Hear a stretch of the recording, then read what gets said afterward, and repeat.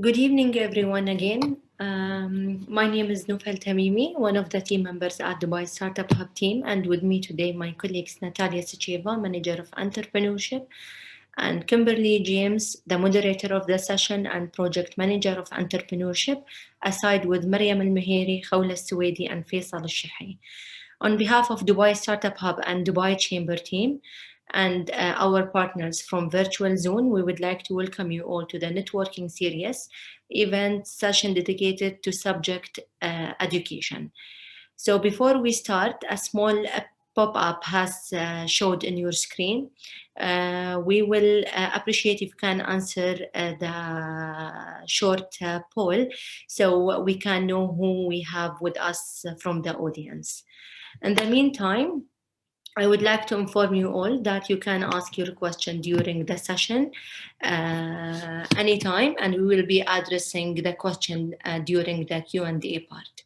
So without any further ado, let's start our session. Switching to you, Kim. Thank you very much, Noof, and welcome to the Networking Series Week of Education, brought to you in partnership with Virtuzone. And before we start, let's see who we have with us today in the audience. Poll results show so far that the majority are startups, entrepreneurs, which is fantastic, and also an investor with us today. So hopefully these questions and results will keep ticking through. Allow me to also introduce Dubai Startup Hub as well. We are the entrepreneurship initiative of Dubai Chamber of Commerce, and our mission is to provide clarity in your startup journey. We work with entrepreneurs and founders in the UAE and worldwide, providing our services through a set of dedicated programs. Our objective with this year's networking series is to share knowledge and bring into the spotlight experiences by amazing founders shaping their respective industries. To also create networking opportunities for attendees like yourself. And accordingly, after today's session, we will invite you to express an interest who from the audience you would like to connect with, and we will make sure that you're introduced. And last but not least, we will be equipping everyone on the call with a sector guide on how to start a business in the education space. Again, you'll receive this from our team early next week. So now let's kickstart our panel session. As everybody here knows, education is a very diverse sector, and in terms of today's session, we look from different angles: education as an attractive business sector and education for your own personal development. Our two founders joining today's panel are an example of how broad the topic of education can be. And with that, I would like to introduce both Hassan Kiyany, founder of EditVid, and Ihab Fikry, CEO of Almentor. So welcome both. And firstly, if I can ask you to introduce yourself and briefly tell us about your startup company. And I'll pass the mic to Hassan first. Absolutely. Just want to check if everybody see me, my camera, because it disappeared. So we can see you and hear you. So all right, yeah, great. That's great. Well, it's my great honor to be here among you, everyone. I'd like to thank you for inviting me to this networking session to be next to the Ihab and Hans, and it's. I'm really glad to be here. Just a quick, bio about myself. I call myself visual storyteller. I've been doing making films and telling stories for some time now, professionally and full-time, but also somehow entrepreneur because I've established two small startup from Dubai, and I'm on that journey right now, and I will be happy to share any of my learning with everyone here. Excellent. Thank you very much, Hassan. And as we have seen your picture disappear, we think maybe it's some special effects from your business that you've added to tonight's session. So now I will pass over to Ihab. Thank you.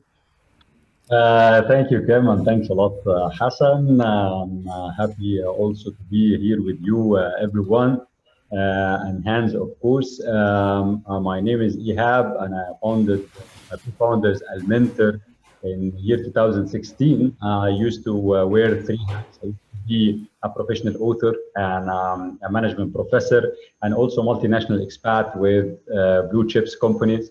And then I decided to drop everything for what I believe in, which is introducing high quality education, continuous learning platform to all Arabs around the world. And again, I'm so happy to be with you and my platform called Almentor.net. Excellent. Thank you very much, Ihab, for joining us. So my first question is to you, Hassan. After making a career for yourself in marketing and human resources, what made you take the decision to steer away and set up your own business? Sure. I assume still my video is off, so my apology again. Well, I try to be short as much as possible. I think I've seen enough the beauty of working full-time for semi-government and public sectors. I think I've learned my lessons there, and it was time for me, after 13 years of working with some great brands, finally to take my own route. It's something that I was thinking about it for some time, and finally by end of 2013 I came up with a mission that I need to tell more stories from the region. I believed through my travels that very little people know about us, about what we do, how we do, and how we achieve what we achieve today and where we are heading. And I think the power of the story is so important. So I found Kiyany Media, which is purely working with corporates, government, and public sectors to tell their complex stories into the form of video. So now I hope I answered to your question, but if not, please let me know. No, you did, absolutely. And I'm sure there will be questions coming in from the audience shortly as well. Thank you, Hassan. Now, just moving on to you, Ihab. You too have had an interesting career journey, as you mentioned in your intro, having held leading positions within blue chips such as ExxonMobil, before you went to set up Almentor with your co-founder actually 4 years ago. Let's fast forward and hear about how the business is doing currently. So your startup, as you say, is all based around e-learning. Does this mean the current pandemic has actually had a positive impact on your growth? So anything related to COVID, when you say positive, it's alarming, but our business is positive, alhamdulillah. And yeah, of course, what happened increased the awareness and the willingness regarding the distance learning. I recall that couple of months before COVID, we had the chance to discuss with some e-learning platforms, international ones, like Udemy and LinkedIn Learning and Udacity and Coursera. We wanted to go with a campaign, a massive one, to go with all the brands related to e-learning, including Almentor, and to increase the awareness that distance learning don't just focus on the certificate, the skill and the knowledge. It's very important. And after COVID, we gathered from here and there, and we said that even if we spend $30 million, we wouldn't ever give the business this push. Definitely on the individual level, and we can witness this in our B2C business, and of course in the B2B. And B2B not only for opening our library to employees and students sponsored by their organizations and universities, but also for the customized content. essential training programs that's related to business practices or business essentials, and the clients need this to be customized in different languages and has to be implemented and provided in a flawless mood. So definitely it had a great impact to the overall industry, not only Almentor. Yeah, it's great to hear this, and I think we'll jump later to asking you how you're handling this increased workload.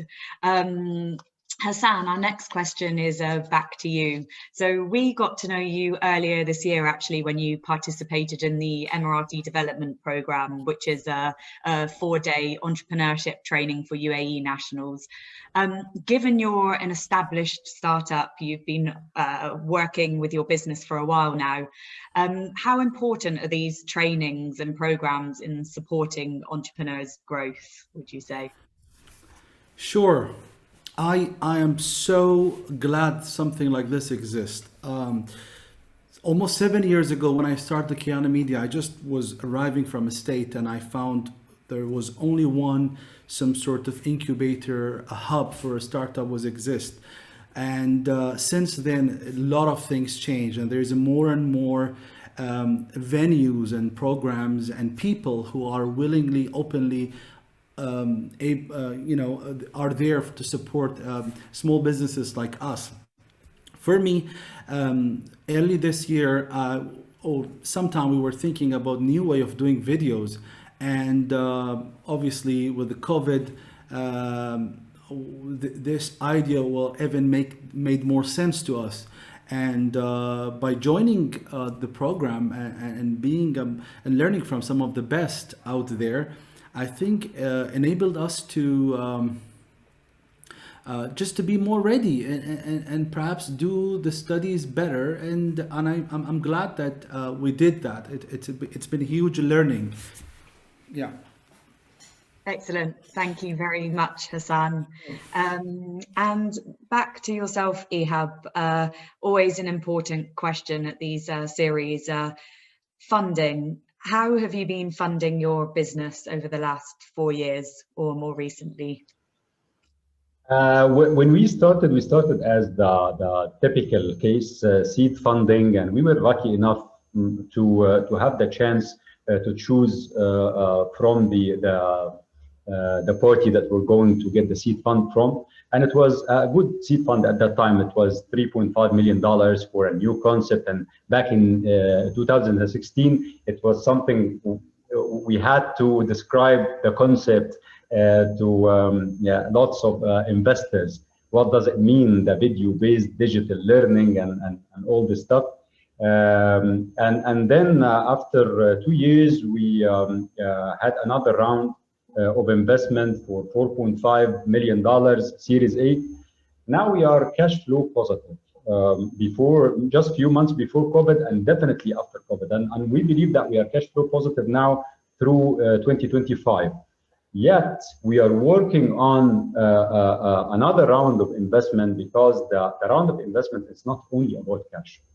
It's also about the valuation of the company, that you are available, the interest of the investors, the interest of the investment market in the startup and in the product. So this is, I believe, it's an ongoing process until you get one of both directions. I'm going to exit, or I'm going to continue with whatever, if it's a one corporate or as a part of a PE or whatever. So funding the business right now, it is being funded from the business itself. Yet we have plans to raise, probably within the coming few weeks, we're going to announce the close of this round, inshallah.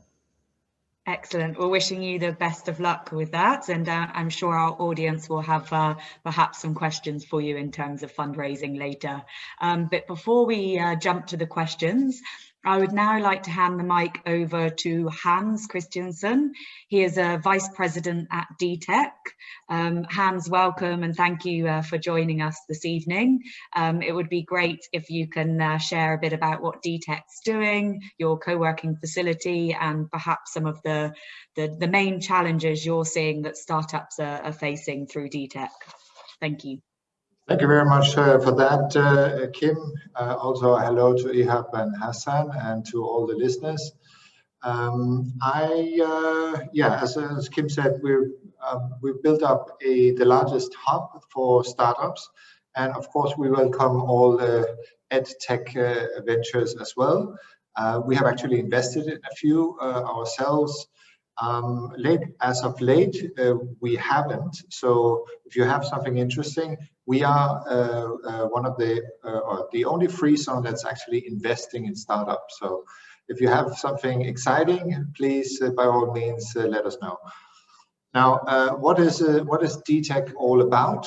It is a department of the free zone. So we actually have access to the free zone services. So we are a one-stop shop if you want to set up your business. So we can actually give you a lease for a space, a fixed or an office, a license, and the license activities have vastly been expanded just before COVID and now during COVID. To facilitate the ease for startups to take whatever license they need. Hitherto we have been rather limited, but that's no longer the case. So DTEC is all about supporting startups. We are a little bit short on acceleration and incubation, but otherwise venturing goes very strong. We have a lot of events, trainings, and so on. We have the courses from Pearson. We have some good news coming up the next weeks. I can't say it yet, but we have some very, very interesting training courses coming. And apart from that, it's a great place to network with fellow startups. Since we have in excess of 870 now startups. Hopefully we will reach 900 by the end of the year, but we are very happy with that. We're working with Dubai Chambers in attracting startups to the region. So it's really a nice hub for any budding entrepreneurs to meet like-minded fellows and work together and make it happen. That's just a short intro to DTEC. Over to you, Kim. Excellent. Thank you very much. Short and sweet and efficient. And if anyone wants to learn more about setting up in DTEC, I'm sure we can put in the web address into the chat so people can have a look after the session as well. I want to say something about DTEC. We started in DTEC, by the way, and I don't know if Hans remember this or not, but he helped me a lot. Maybe you don't remember this, Hans, but after 6 months of being in DTEC, we grow so fast. So I went to Hans' office so that we're going to move from DTEC to TechnoHub to have our studios, and we had lots of demand at that time. And I was so embarrassed to go after 6 months and say that we grow and we have to go somewhere else. And he was so positive, and he said he helped me in everything, and he connected me with people who made our life easy, and even he kindly offered that let's feature you guys in our magazine and to proud of your success. This is the spirit I believe that all the startups like ours back in 4 years ago needed at the beginning of any startup. So thank you, Hans. I didn't have the chance to thank you in front of such a good audience, so it's a good opportunity for me to thank you. Thank you very much, Ihab. Thank you. There you go. And I don't think Hans even paid Ihab to say that. So no, it's good to see that the support networks are working. Talking of setups, Hassan, where are you currently based? I believe you have your own office. Initially, was it expensive and difficult for you to set up? Yeah, basically, I mean, this truth to be told, the real estate is the the biggest difficulty for any business. The rent and where to place yourself and your team. I've been through, as I mentioned, from the hub to small office, and now actually back from home. I mean, I'm working based on home, and it's not ideal perhaps, but with the COVID situation and remote working and Zoom that we are now all using it's not as challenging as we thought. So even, I mean, obviously I'm still using, I'm going time to time to DTEC, I'm going to other hubs, and I love to go because it's a huge opportunity to network with others, but yeah, working from home at this stage. Excellent, thank you very much. And you're joining a big majority of the world at the moment. So back to you, Hans. Obviously, Ihab mentioned that potential to go into another round of fundraising. With DTEC Ventures, what do startups need to do in your eyes to kind of impress DTEC investors? DTEC investors, when we are one investor, so to your team, yeah. To impress us, it's very straightforward. Of course, we take the cream of the crop, and which is in a way not fair, really, because there's so many great ideas out there. But if you had money to spare, then you would probably also do it the way we are. So we are trying to find the most scalable startups, and EdTech is usually scalable, where you need a small amount of investment that will really increase the value of the startup many times. We are looking at the team as usual. The team has to be available and coachable, and they they need to be able to pivot if they need to pivot. Many ideas are great, sound great on paper, and then when we start executing them, they don't sound so great anymore. But a good team is able to pivot and change and make something fantastic out of it anyway. And we see that the teams that survive can do exactly that. So that's what we're looking at. Of course, we are then also looking at, have they found a niche that is interesting, or are they heading toward a niche where there's no money? Which is unfortunately very often the case. Or if you're heading a direction where 100 others are already heading, we see this all the time when these hype waves. Remember the blockchain wave? Everybody was on the blockchain wagon, and we're saying, you're all doing the same. You can't survive, all of you, So it's a highly risky area. But I think COVID has really made the whole EdTech scene grow enormously, and there's a huge opportunities out there now. We need to grab them, and we definitely want to invest in them.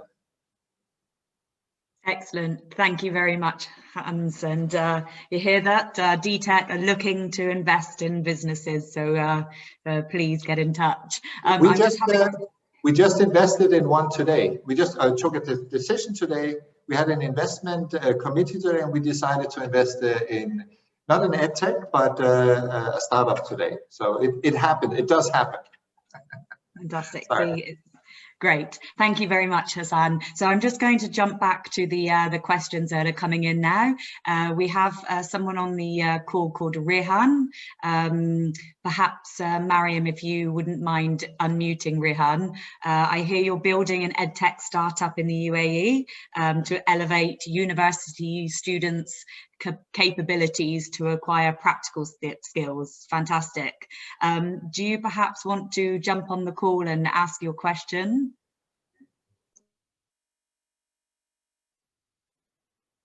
Rehan, I'm not sure if you can Yes, okay, excellent. If you can just unmute yourself.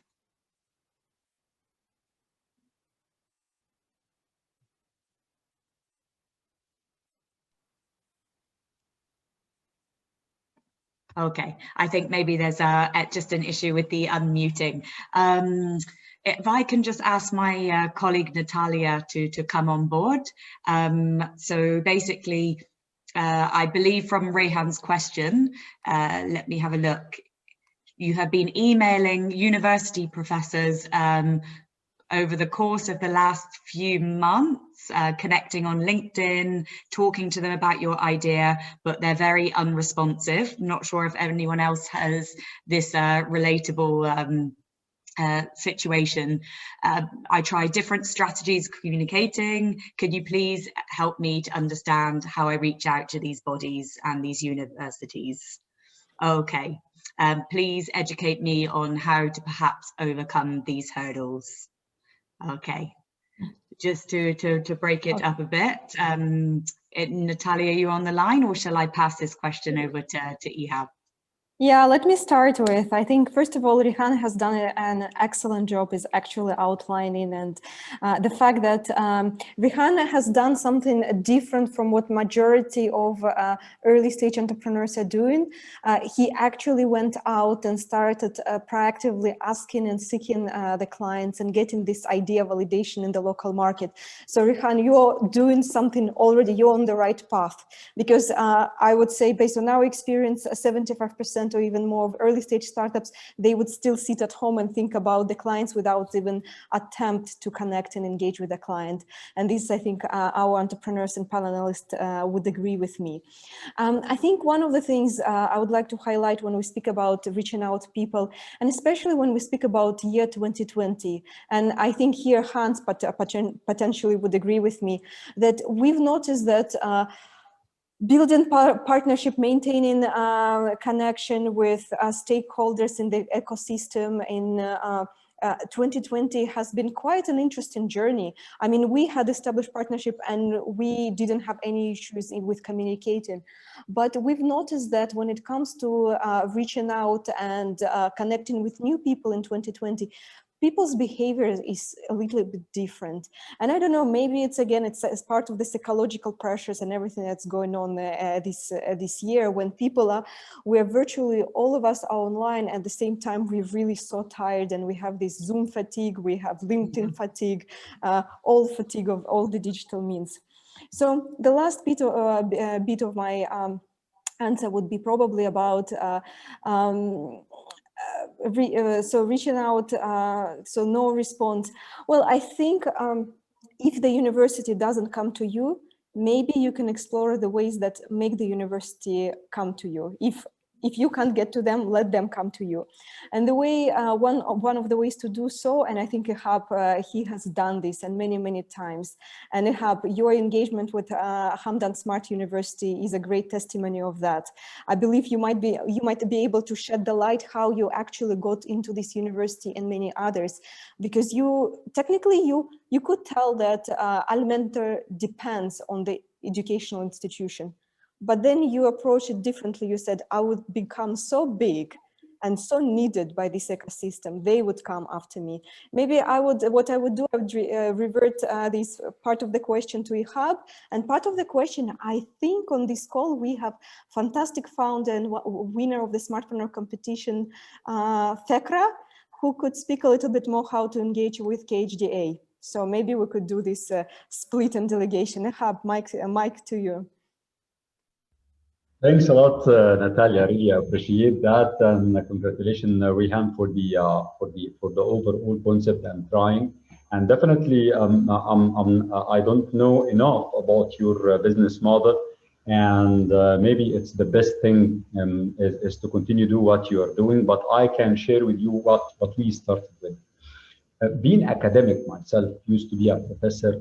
I know that academics are really engaged in their tracks. And when you go to disrupt this, or even to introduce new concepts, maybe you will not get the response that you need at the beginning. So we had one of two ways to go.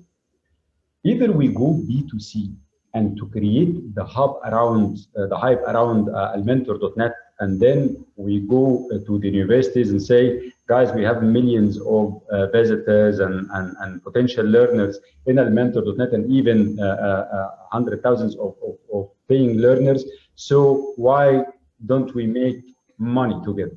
Why don't we make sustainable business together? And while doing that, it will be great to introduce something that is high quality to your students. And here is the proof concept, what we have in our platform. So this is a way of it.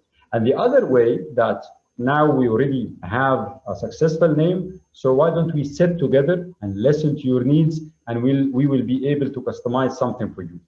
With the first step that you are going right now, and I'm not claiming at all that the best thing to do is to go B2C and to raise millions and to go to that path in order to sign up one university or so. But I would say that you may think of one anchor, one course, one crash course, even 5 minutes that is important to this specific university, and you give it for free, and you send it for free, even if it's YouTube, even if it's something in your social media assets or so.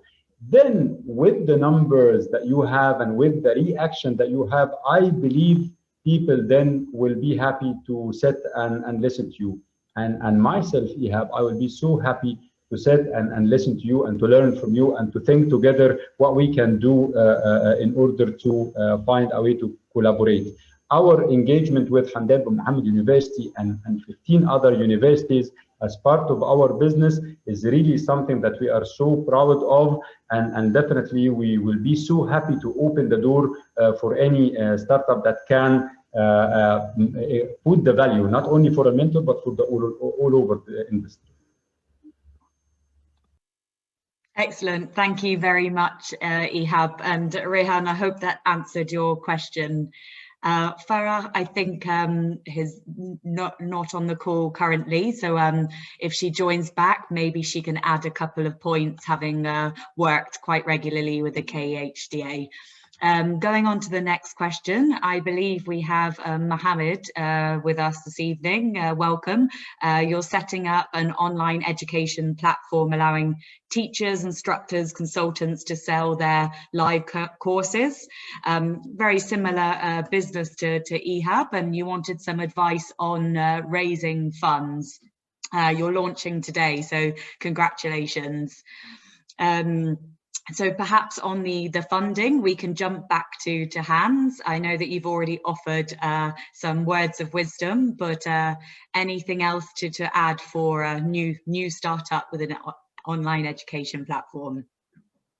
Yes, I would give the advice to the concerned person that it's simple is better than complicated. Not more than 12 slides, please. Take the advice that I think we have on our website, what's it called, an instruction or a guide to what we are asking for. Basically, most investors are asking for exactly the same. Thing that very often happens when we get slide decks sent to us for funding is that 80% are about the product and 20% about all the other questions that interest us. And it should be the other way around. 20% about the product and 80% about all the other questions. How much money are you asking for? Do you have potentially as investor already? Do you have any term sheets? What are your financials? How does the market look in your opinion? Many other things there. So it's really just 20% on the product and 80% on the rest. That's a very quick one advice I can give here. No, that's very helpful, Hans. Thank you. And I will actually stay on with you at the moment because another startup on the call, Haytham, thank you for joining this evening, also is looking to raise funds. He's got an e-learning project based in Egypt and is looking to have support in Dubai. So I guess exactly the same applies, right? You're welcoming international startups to come here to fundraise. Indeed we do. But one other important what's called advice there is that for us to invest, and maybe that's just particularly or I think particular to us, is that if you want funding from us as being being semi-government, we would need to see that you can also run part of your business in Dubai. Because it is Dubai money that we have, so that money needs to be applied to things that will in some way or another benefit the ecosystem in Dubai. Not all investors are looking at that. There are many other investors out there or VCs, but this is one peculiarity of ours, of our VC. Great, thank you, Hans, and I hope that answered your question. Before we jump to the next, I just wanted to just quickly go back to Rehan, your question. I know that you were struggling to reach out to KHDA, and Farah is back on the line. As Natalia mentioned, she's been a Dubai Startup Hub community member and taking part in a number of our programs, and she has had the same battle. So if you have any pointers, it would be great if you can unmute yourself. Hi. Hello, Hi. everybody. Really interesting. Okay, KHDA have a lot of different departments dealing with different things. When you're looking for accreditation, depending on what it's for, they will refer you to the Ministry of Education, which is a whole different ballgame. We have reached up to Undersecretary level at the Ministry of Education in our 2-year, I think it's coming up to 2 years in January, process of getting Arabic accredited. With the KHDA specifically, it depends what you want. I'm happy for you guys to connect us and I can give her some specific, it depends on, because the KHDA, it depends on your specific query. If it's for licensing, if it's for accreditation, if it's for a specific course, a specific project, they have different criteria. So Arabic has been approved. The KHDA have no issues with us when they inspect schools. They really like it and mention the engagement from children. And going back to your earlier point, Arabic has been built with teachers. So we have built and tested Arabic at every level. And we go back to the customers, which are the schools that pay, the teachers that use it, and the students that are the result. So we make sure that we check in with every single stakeholder to ensure that it works in every stage. And that's why I think we've managed to grow from 0 to 8,000 right now. Which is obviously a fantastic achievement, and thank you for jumping in there, and sorry to put you on the spot, Farah. I hope that answers your question, Rehan. As we mentioned at the start, if anyone would like to connect with anyone on today's call after the session, please do let us know and we can put you in touch, because one of the questions coming through from a gentleman called Umar, I believe wants to touch base and perhaps collaborate with Ihab on structuring the operations of a business in the technology field. So of course we will connect you afterwards to each other. More questions coming in, which is fantastic. We have a gentleman called Sujith on the line, looking to scale up and would like to know how he can pitch for investments from DTEC, which I think Hans has now covered. And it looks like you are based in DTEC as well. So perhaps if not, you can go and knock on Hans' door if you need some more information tomorrow.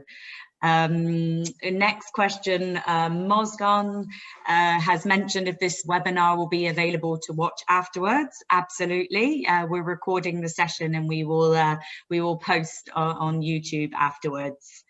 So yes, thank you very much for asking that. And we also have Hatham, business based on B2B platform to deliver a virtual reality health and safety training course. Excellent. How can we start contacting DTEC if they're interested? Again, we will share the website details after the session, so you can reach out to show your product to them, to your solution.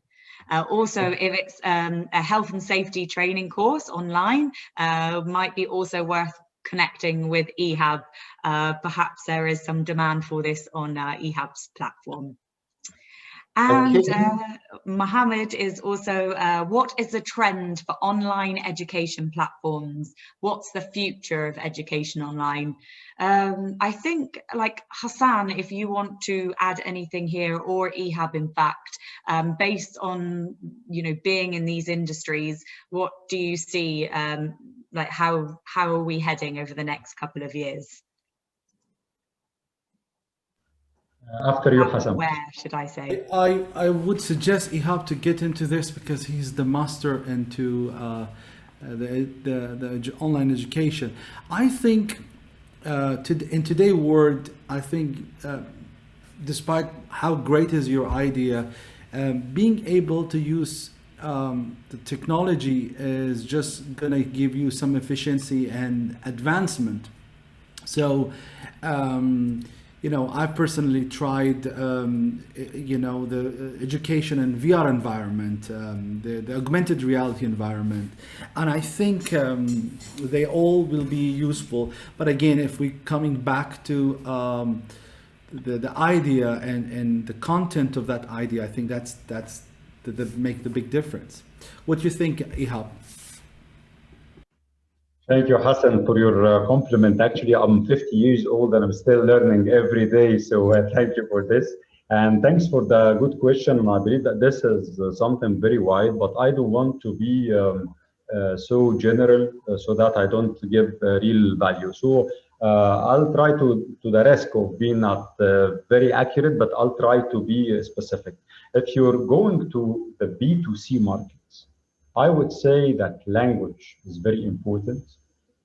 Soft skills is very important. Surprisingly to me, marriage and relationship management is very important, and parenting. Those are some of the categories that I believe that there is need and demand in this part of the world. This is for the B2C. If we're talking about the B2B, then it depends, and I'm sorry to say it depends, and it seems to be a very general comment here. If you're going to a market like Dubai, for example, then the courses in Arabic maybe will not be enough. Then you will need to have version of it in Arabic, in Urdu, in Hindi, in English. You need to be available to the needs of the corporates that you are serving. This is to the B2B. And also for the customization, you have the ability to customize the content. And when we're saying customize, it's three things. Customize from a technology perspective. They need a white label solution? From the content perspective, do you have the ability of instructional designing? And from the media perspective, you have the access to studios and in order to customize whatever needed. So for B2C, Arabic in this part of the world is straightforward, I think, and we can think together as much as we can. For the B2B, it depends to the market, and then we can elaborate more in that. Kim.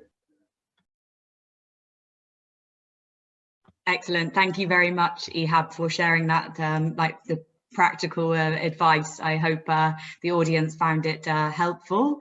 Hassan, just a question for you on what's the next step for your business and what's on the horizon. today, how can today's customers get attention with content? And what do you think of like emerging platforms like TikTok that are kind of taking over at the moment? Absolutely. I mean, I am personally advocate for storytelling, and I think with the word that there's a lot of videos from every platform, there's tons of videos being created by everyone, and TikTok is the latest one, which we perhaps our generation still can't figure it out, but it's lots of video there, and so if we're talking about content in general and making videos, make sure that you tell a story with impact, something that a story of like-minded, your own surrounding. You know, what we have a huge gap in the region is stories of people who are among us and doing greater stuff. So I encourage everyone who think about creating video, think like, what gonna be changed in audience behavior after watching the video? What emotion will be triggers? What action can be, basically evoke after completing that, watching that video? So yeah, I think we more than ever. One thing here I think is very important, which could also be the reason TikTok is popular, is the authenticity of the content. The person and the scenario that we see in front of us, it sounds like very similar, very organic. It just seems less and less edit and beautification has been taken in place, and therefore I think more you can become authentic in on your videos, you can grab a more loyal audience to your brand. Oh, great. Thank you very much, Hassan. And actually, I think as we wrap up the call, it would be an interesting last question for our panelists tonight, speaking on content and videos. What's the one thing that you're kind of watching or reading at the moment currently? A spy has told me, Hans, for you, you're actually studying and getting your PhD. So perhaps that's your focus, but Ihab, maybe I'll jump in and ask you first. What's the video of the moment for you, or read of the moment? What is the video that I'm looking at right now? So, sorry, I missed the question. I'm sorry about that. No, I was just, we're wrapping up the session and we're talking about videos and content, it'll be an interesting end to the session to ask you, as our panelists, what video or reading material are you focused on at the moment online? What's keeping you busy? Yeah. Right now, it's a title of a book that it's a very famous book, but the concept of the power of now. The power of now, and we concentrate in this in this second. So I believe that this is the one that's taking my mind right now. It's a very deep read, or at least I thought after I read about 3 pages of this book. But thank you, excellent, good. Hope you enjoy. And Hans, what about you? If I may, to take a philosophical spin on that. Taking the decision that learning is something you need to do lifelong has really changed and impacted my life. As you said, I'm doing my PhD. That's very late in my life, but nevertheless, I'm still going to do it. I'm actually learning from scratch how to do research. I had no idea how to do research, and a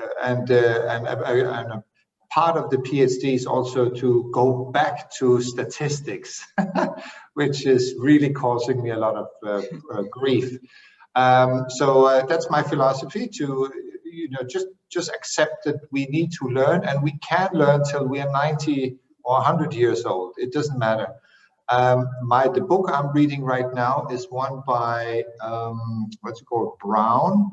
It's called Imagine and Make. I think it is. Think, Imagine, and Make.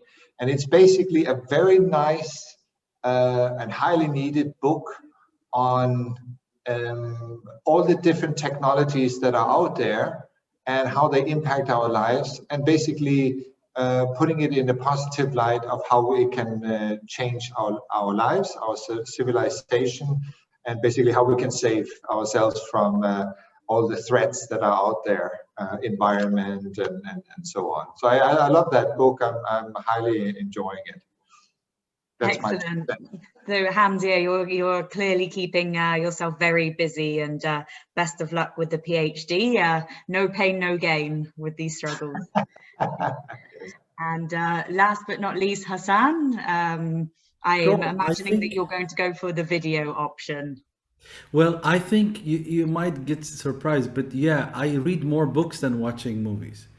It's been 2020, a year which I haven't seen. I haven't gone to cinema and theater even. So I don't know if that. I think many of us didn't do that. So yeah, I'm reading these days books called names No Rules Rule by Reed Hastings, the founder of Netflix, and it's a great book. It's so much to learn from their example. Now, we mentioned Netflix, so yeah, I watch Netflix, and I think that maybe a show called Queen Gambit. It's really good. I think it's better than anything else right now out there. So if anyone want to watch something inspiring, Queen's Gambit is great to watch. Yes, Queen's Gambit. If you're into playing chess, it's an amusing series to get into. Okay, thank you very much, guys. As we're coming towards the end of the session, I'm actually going to pass the mic over to Noof now to close our session. Thank you. Thank you, Kim. I would like to thank our speakers, Ihab and Hassan and Hans, for being here today with us, and thanks to our audience for attending the session. Please be aware that we'll be sharing with you after the session a short survey where you can mention with who you want us to connect you with from the speakers, aside with the sector guide, which Kim has already mentioned earlier. So have a great day, everyone, and don't forget to sign up for the next session if you are interested in social impact. That's it. So good night, everyone. Thank you.